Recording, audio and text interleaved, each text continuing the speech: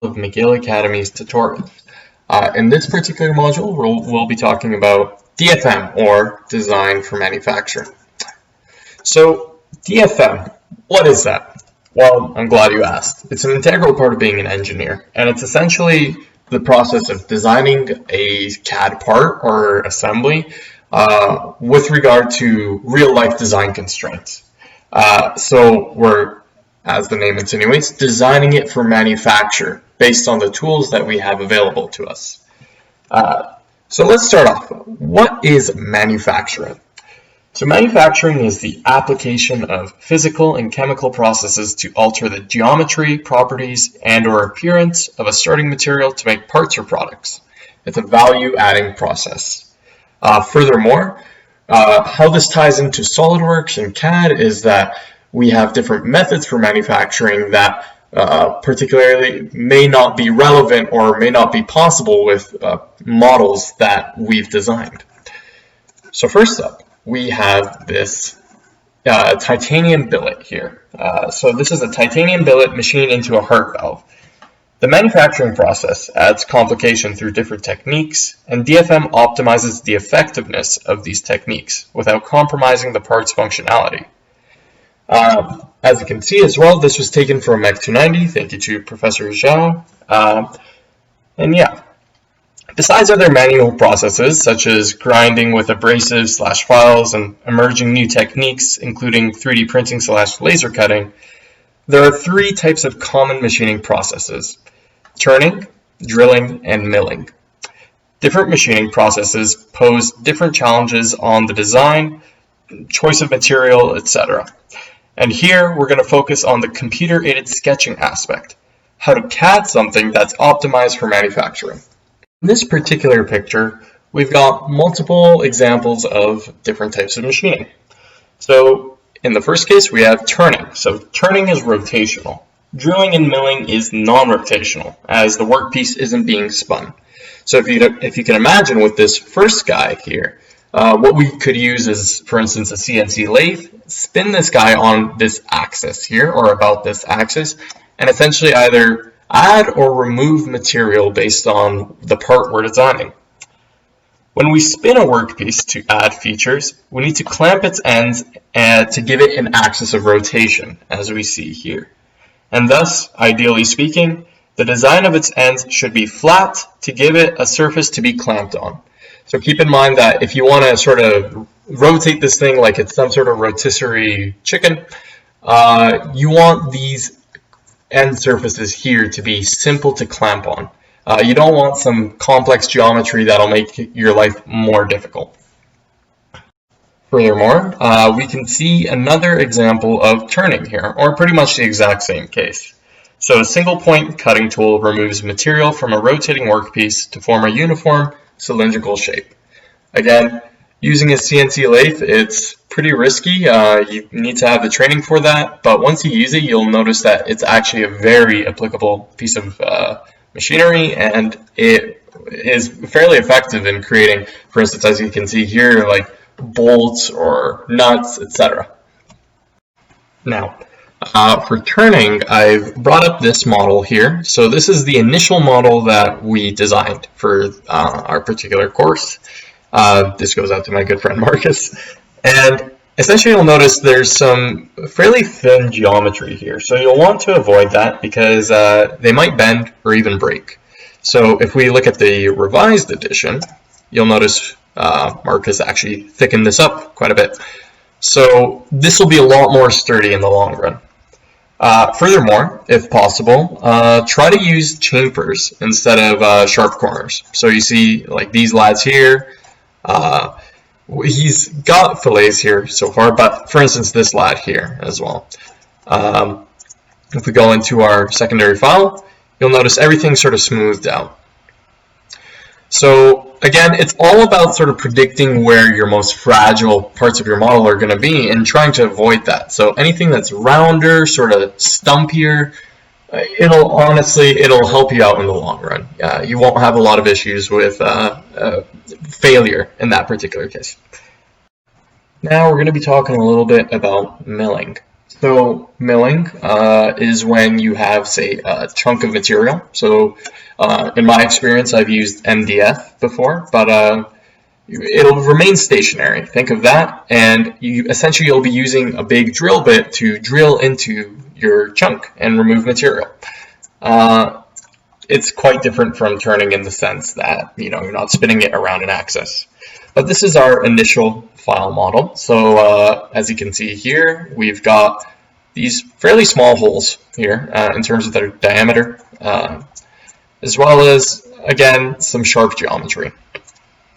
So when you're using milling tools, there's something to abide by called the depth to diameter ratio, or the diameter to depth ratio. So essentially your diameter needs to be at least 1 inch in comparison to your depth, which should be 3 inches. So it's a 1 to 3 ratio. Think of it like that. This carries on for any system of measurement, but again, we usually use imperial for in sort of manufacturing purposes. And the reason we have this in place is an overly large diameter to depth ratio will cause the drill bit to drift a bit, decreasing the hole's straightness, and in extreme cases, it might snap your drill bit. I've experienced this firsthand. I was designing some body panels before, and we had a hole that was just far too deep for the diameter that was given, and we had a lot of warping around that region. So again, it's something you want to avoid. So to combat this, essentially what we have here, oh sorry, that was the original file. This is our secondary file. So as you can see here, the diameter is a little bit larger, and this seems like a very applicable, a very easy hole for the machine to actually handle. Furthermore, through holes are always preferred over blind holes. So they're easier to control. There's a smaller margin of error since you don't have to worry about the end condition. So yeah, essentially through holes that go right through your material, you don't have to worry about putting, say, going in like a ½ inch deep into this and then having to worry about the material behind that. That's essentially what that point's all about. As well, I'd like to divert your attention to the sort of interior fillets right here. You'll notice in this finished model here, these fillets are actually quite larger. And again, this touches on our previous point in which you don't really want to have any sharp edges or any complex geometry of sorts that the machine can't necessarily reach or cut with precision. I think, again, this is a drill bit that's going through your material, and it has its limits and capabilities in the end as well. In addition, so I have this top view here, and you'll notice we have this sort of slanted platform here, which leads to this particular part of the model as well. So if we were to assume this was just one triangle that extend here and go here, and we wouldn't have this sort of blocky mechanism, our principles would actually be wrong. So as this particular slide demonstrates, it's far more effective to accommodate for perpendicular holes by creating sort of this flat offset piece here. So this is always preferred, especially because if you think about it, if you're trying to put a drill bit in here, this right hand side is a lot more stable than this particular example here, because you're not going at sort of an oblique or different angle than anticipated. It's just 90 degrees flat, you're going down. Now, I've gone back to our turning file here, and I'd like to put some emphasis on this particular hole here. So I'm going to just hide this lad here, and you'll notice we have this sort of cross-section here. So the hole bottoms of your hole should match standard drill point angles or standard drill bits to simplify / speed up the process. So this angle used to be too small for standard drill heads, so it's been altered. So for reference, here was the original model. So you'll notice this guy is quite sharp. So the changes we've made for in this, oh sorry, my apologies. No, this is the original. My apologies again. In this particular model, you'll see it's a lot easier for the drill bit and a lot more realistic for the drill bit to actually reach down there. So this is a portion where we have both an instance of turning as well as milling. Well, blind holes must be drilled deeper than the subsequent reaming and tapping operations. Otherwise, the screws might not fit into the tap nicely. So essentially what that means is what we do is we'd go down into this block with just a regular drill bit, drill straight down, but then if we want to actually add a tap, it should be a little bit above the end of your sort of straight hole here. And this will allow for your drill bit or your screw to actually fall in quite nicely and not have to deal with any issues with too much tapping. There are multiple types of milling tools as well. So you'll notice on the left-hand side here, we have an instance of peripheral milling, and here we have an instance of face milling. As well, a synonymous type of milling that's close to this is end milling, which is something I've used before for my aforementioned body panels. So in this particular case, we have a rotating multiple cutting edge tool to remove materials. Both of these can create standalone surface features, islands of material, and create pockets. So as you can see here, we're removing material and we can essentially sort of go down level by level and keep removing material and then finish it off with, say, a final ball mill. Now, in this particular example, we have an instance of our limits of our tools. So you'll notice along the edges here, this is our finalized product of our milling example. You'll notice it's sort of, created straight out like this. It's smoothed out, there's chamfers, and if we look back here in our original file, we don't have that. And essentially, the whole idea is that no end mill is small enough to create a sharp 90-degree corner. The head of the mill is round, and it only removes material that is in contact. Therefore, no matter how small the radius of the mill is, the corner it creates will always be a chamfer. So in this case, this isn't a very realistic model that we've got here. And again, it's also very prone to snapping as well. So say if this was made out of wood, you could easily, twist this corner off and, ruin your whole model. Meanwhile, here you have a little bit more rigidity. Now, there are a few instances that weren't quite touched on by the models, and we'll talk about them now.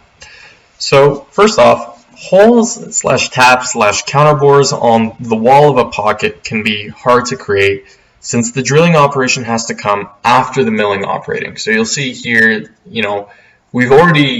it's very difficult to actually place your end mill here. So perhaps that may not be a very realistic maneuver. Furthermore, so if I switch to our next photo, if the distance between an island of material and the edge is too small, there might not be a mill that fits. So we'll go back here. Yeah. So for instance, this particular edge here may be at risk of, completely flying off and getting chipped off, depending on your material. And that's because of the fact that, these mills are these big, clumsy devices that essentially come in and take away any material that's in its way. So if there's a very small, fragile piece of material that's right on the edge of the mill, there's a chance that it could also be taken away as well. So I'd suggest if you're cutting in between anything, give yourself like a tolerancy of 0.5 inches, depending on, again, your material and the type of mill that you use. Finally, the walls of your pocket should be parallel to the direction of your mill. So in this case, we sort of have these slanted walls that are going to make our lives a lot more difficult. If they're slanted outwards, perhaps we could, take it down level by level, and that'd be perfectly fine. But in this case, if you can visualize, if we have like a big end mill coming down from the top here, how are you going to remove these bottom corners that are actually underneath this lip when you need to preserve the lip? Again, it doesn't quite make sense. You have to use either some additional tools for that or rework the method that you're using for your manufacturing. An example of this would be this hood panel mold that I designed for my body panels. So as you can see here, it's a bit difficult, but this contour here sort of curved in on itself. So think of it as like this semicircle that's gone a little bit further than a semicircle. It's like, 60% of a circle. It'll be quite difficult to mill if you just place it down vertically. You have to slant it a bit and sort of work with your tolerances to ensure that your mill can reach that. So again, that's all for DFM. If you have any questions, please don't hesitate to reach out to us on our website. I look forward to seeing you for the next video.